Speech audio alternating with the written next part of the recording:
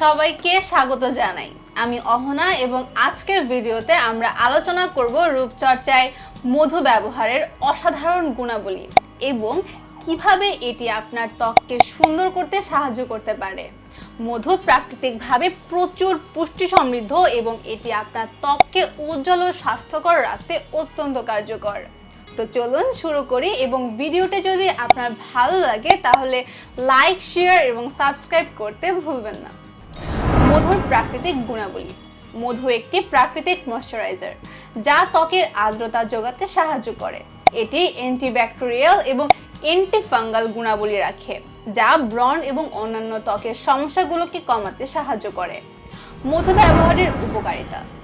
মধু কিন্তু ত্বক উজ্জ্বল করে। মধু নিয়মিত ব্যবহারে ত্বক উজ্জ্বল ও স্বাস্থ্যকর হয়ে ওঠে, নরম এবং মসৃণ করে।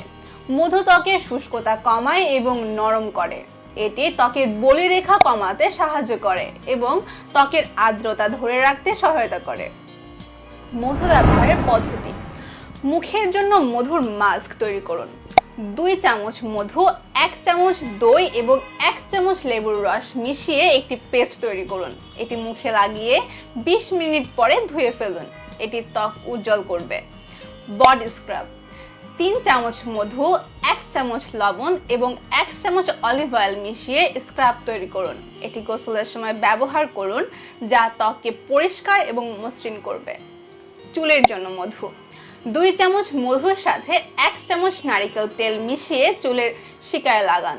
30 মিনিট পর শ্যাম্পু করে ফেলুন। এটি চুলকে উজ্জ্বল এবং স্বাস্থ্যকর করে তুলবে। নিরাপত্তা এবং সতর্কতা।